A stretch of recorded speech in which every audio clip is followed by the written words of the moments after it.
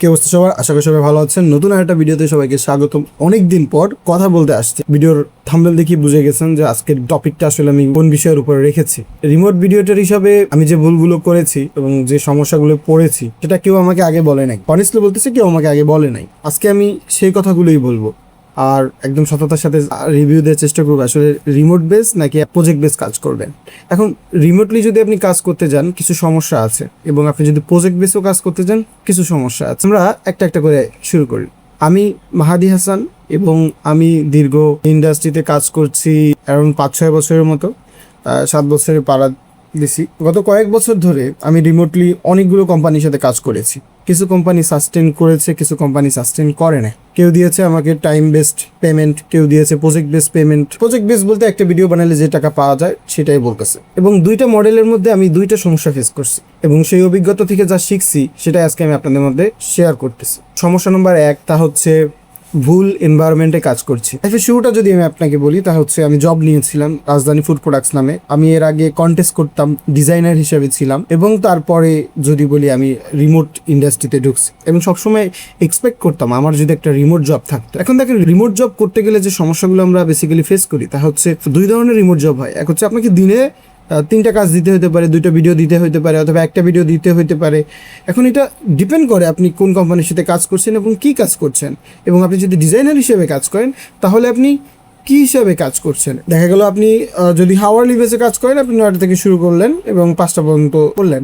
এটা হচ্ছে হাওয়ারলি বেসে মূলত করা হয়। আর যদি ডিজাইন বেসে কাজ করেন আপনার দিনে 2টা ডিজাইন কমপ্লিট করতে হবে। এখন সেটা আবার লিমিটেশন আছে। আপনার দেখা গেল 10টা থেকে বিকেল রাত 8টার মধ্যে আপনাকে 2-3টা ডিজাইন কমপ্লিট করতে হবে। আর রাইট নাও আমার এই ধরনের প্রজেক্টও রানিং আছে এবং আমি আসলে এগুলো এগুলো আমি ছেড়ে দিয়েছি এক প্রকার। এবং কেন নেই এগুলো আমি সবই বলবো এবং এগুলোর সমস্যা কি এগুলো আমি আপনাদের সাথে শেয়ার করব। প্রথম দিকে যে আমি কাজের এনভায়রনমেন্টটা পেয়েছিলাম সেখানে কাজের পরিবেশটা ঠিকঠাক আমার মতে ছিল না। দেখেন, শুরুতে আমি যে কোম্পানির সাথে কাজ করছি তাদের সাথে একটু বলি, তাদের ব্যাপারটা একটু বলি। আমাকে বলছিল যে শুরুতে আমি তাদের সাথে কাজ করব, কিছুদিন পর তাদের ঢাকা যেয়ে তাদের সাথে জব করতে হবে। তো আমি যেহেতু একটা কোম্পানি বেস চাকরিতে ছিলাম, চাকরিটা ছেড়ে দিয়ে তাদের সাথে জয়েন দিয়েছিলাম। আমার জয়েন দিছি যেদিন চাকরিটা ছেড়েছি ওই দিন রাতেই তাদের সাথে কন্ট্যাক্ট হয়েছে এবং আমি কাজ করবো এটা আমি জানতাম না যে আমার তার সাথে ডিল হয়েছে। তারা আমাকে হায়ার করে ফেলছে, তারা এটা ফিল করছে, বাট আমি ফিল করিনি। কারণ ফার্স্ট আমি রিমোট জব পাইছি, এটা আমার কাছে বিশ্বাস হচ্ছিল। কিছুদিন কাজ করার পর তারা আমাকে একটা ভালো, ওই সময়ের প্রেক্ষিতে ভালো ওই জবটা আমি করছিলাম এবং এটা আমার জন্য ভালো ছিল। এবং আজকে একটু মাঝে ইন্টারাপ্ট করতেছি, তা হচ্ছে আজকে এই ভিডিওটা দেখলে আপনি অনেক কিছু শিখতে পারবেন এবং অনেক জিনিস যেগুলো আপনি ভুল করছি সেগুলো আপনি করবেন না। যে জবে আসছি, এবার শুরুতে বলি যে কোম্পানির নাম আমি না বলি, তার সাথে আমি জব শুরু করছি।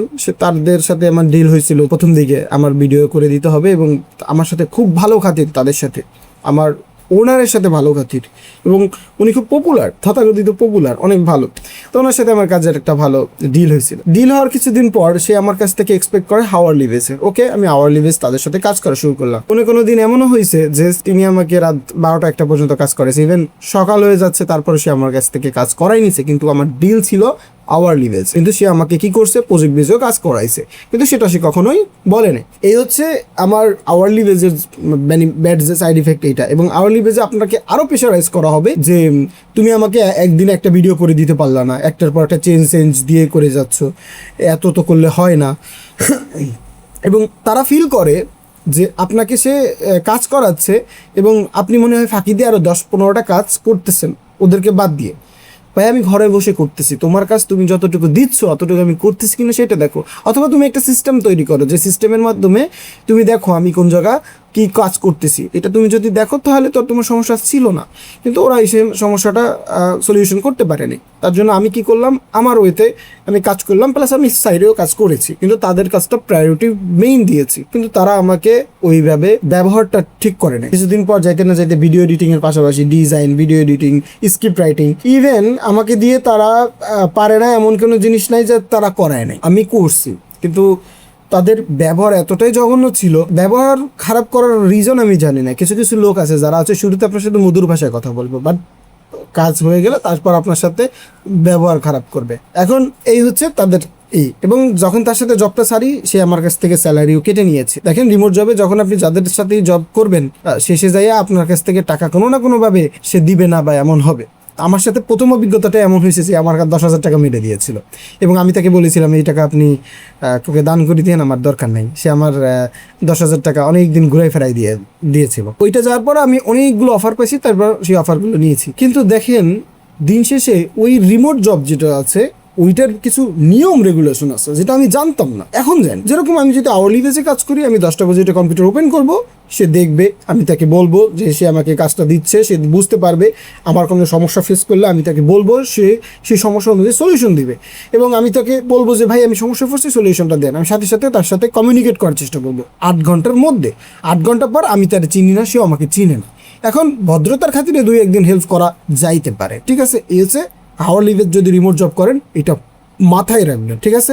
এবার আসি প্রজেক্ট বেস। প্রজেক্ট বেস হইলে দুইটা হইলে আপনি দুইটা অবভিয়াসলি করার চেষ্টা করবেন, বাট ওদের একটা টাইম লিমিট থাকে যে আমি হচ্ছে তোমাকে 10টা বাজে দিলাম অথবা 12টা বাজে দিলাম, তুমি আমাকে এটা যে করে হোক আজকের মধ্যে কমপ্লিট করে দিও। বাট ওরা এটাও বলে দিবে যে প্লিজ এটা 10টা বা 12টার আগে করে দিও, যাতে আমি এটা অ্যাটলিস্ট আজকে দেখে ঘুমাইতে চাইতে পারি। তো এই হচ্ছে একটা লিমিটেশন। বাট কিছু কিছু ক্ষেত্রে হয় কি যে আপনার কাছ থেকে 2টা জায়গায় 3টা চাবে, 4টে চাবে, 5টাও চাবে, তারপর আপনাকে এটা মেনে নিতে হবে। এখন আমাদের ইন্ডাস্ট্রিটা এমন, ওরা মনে করে কি যে আপনি হচ্ছে ঘরে বসে ফাঁকি দিচ্ছেন। সবাই ফাঁকি দেয় না ভাই, ঠিক আছে, সবাই ফাঁকি দেয় না। এবং আরেকটা সমস্যার কথা বলি, প্রজেক্ট বেস করলে কিছু টেনশন থাকে, তাই না? আপনি এমন এমন সময় আসবে, এমন পরিমাণে কাজ পাবেন, কিন্তু দিন শেষে যে আপনি সেই কাজটাকে হ্যান্ডেল করতে পারবেন না। আপনার হাতে হিউজ কাজ আছে, আপনি একা ওইটা কমপ্লিট করা পসিবল না। এখন আপনি একটা টিম গুছাইলেন, টিম গোছানোর পর দেখলেন কি ওরা আর নাই। আপনার হয়তো বা টিম গোছাইছেন, দেন যাদের সাথে কাজ করতেছিলেন তারা আর প্রজেক্ট দিচ্ছে না। এখন এটা না দেওয়ার রিজন হচ্ছে আপনার স্কিল। মানে স্কিলটা কিরকম, আপনি যদি স্কিল আপডেট না করেন এই ইন্ডাস্ট্রিতে, ওরা ভালো যার কাছ থেকে স্কিল পাবে তাকে হায়ার করে ফেলবে। আশা করি বুঝতে পারছে। এই একটা যে সমস্যা, এটা আপনাকে সলিউশন করার জন্য স্কিল থাকতে হবে, এআই সম্পর্কে আপডেট থাকতে হবে এবং সবসময় এই কাজ সম্পর্কে আপনাকে আরো জ্ঞান বেশি রাখতে হবে। এখন আপনি যদি মনে করেন যে আপনি অলওয়েজ নিজের মধ্যে সবকিছু হিডেন করে রাখবেন, কেউ আপনার হিডেন জিনিস দেখতে চাইবে না, দেখার চেষ্টাও করবে না। তারা দেখবে কে বেশি লাফাচ্ছে তাকে আমি হায়ার করবো। কথা বুঝছেন? আর প্রজেক্ট বেস হইলে ভাই রিভিশন দেয়, বাট প্রজেক্ট বেসে আবার রিভিশন যদি আপনি লিমিট না করে দেন, আপনার দেখা গেল একটা পোস্টার তৈরি করলেন আপনার ক্রিয়েটিভিটি দিয়ে, এখন যদি সেখানে প্রপার ভুল হয়, আপনি সেটার পুনরায় ক্রিয়েট করবেন। এটাকে রিক্রিয়েট বলে, এটাকে রিভিশনের ভিতরে রিক্রিয়েট বলে। এখন রিক্রিয়েট করলেন, করার পর ওইটার মধ্যে 2-3টা রিভিশন দিতে পারে, এর বেশি না। যদি এটা মনে করে যে এই ডিজাইন দিছি, এটা এখানে ভালো লাগতেছে না, টেক্সটটা চেঞ্জ করো, ওই টেক্সটটা অন্য টেক্সট দাও, আমি একটু দেখি এটা কেমন লাগে। এইরকমভাবে যারা বলবে তাদেরকে টোটালি ইগনোর করবেন। আপনার স্কিল আছে এবং আপনি এটাকে প্রপারলি ইউজ করেন, আপনি কখনো না খেয়ে থাকবেন না। বিলিভ মি, আপনি কখনো না খেয়ে থাকবেন না। রিমোটলি করলে, আওয়ারলি করলে, আপনি 10টা বাজে কম্পিউটার ওপেন করবেন, করার পর 1টা পর্যন্ত থাকার মধ্যে যদি কোনো সমস্যা ফেস করে সাথে সাথে ইনফর্ম করবেন। কাজের মধ্যে থাকলে অলওয়েজ তাকে ইনফর্ম করতে থাকবেন আর ডাটা চালু রাখবেন। কোনো সমস্যা হলে তাকে বলে দিবেন। আর যদি ওয়াইফাইতে প্রবলেম থাকে এমবি ভরে রাখবেন, যেন তাদেরকে ইনফর্ম করতে পারেন।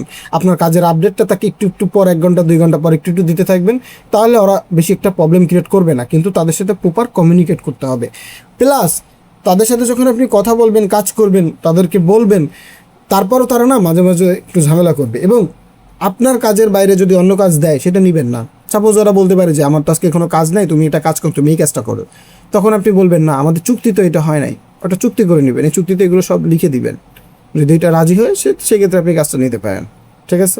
এবার যদি প্রজেক্ট বেস হয়, প্রজেক্ট বেস হইলে আপনি চেষ্টা করবেন শুরুতে করে রেখে প্রথমে একটা দিবেন ডিজাইন অথবা ভিডিও, দেওয়ার সাথে সাথে 2টা একসাথে করে রাখার পর যদি আপনি মনে করেন একসাথে দিয়ে দিবেন, বিলিভ মি ও আপনাকে আরও কাজ ঢুকাই দিবে। সেই সাথে সাথে আপনার সাথে 2টা হলে 4টে দিয়ে দিবে। আপনার সাথে 2টা ভিডিওর কাজ থাকলে আপনি কবে 4টে দাও। আপনি যদি সাথে সাথে ভালো সাজার চেষ্টা করেন, ওরা স্যালারি বাড়াবে না। আপনি যদি মনে করেন যে স্যালারি বাড়াবে না, স্যালারি বাড়াবে না। আপনার দেখে মনে করবে কি আপনারও আর একটা স্যালারি বাড়াই দিই না, এটা জীবনে হয় না। 2-1জনের সাথে হইতে পারে, বাট আমার সাথে কখনো হয় নাই। তাই আমি আমার যা বলতেছি নিজের স্কিল থেকে বলতেছি বা নিজের অভিজ্ঞতা থেকে শেয়ার করতেছি।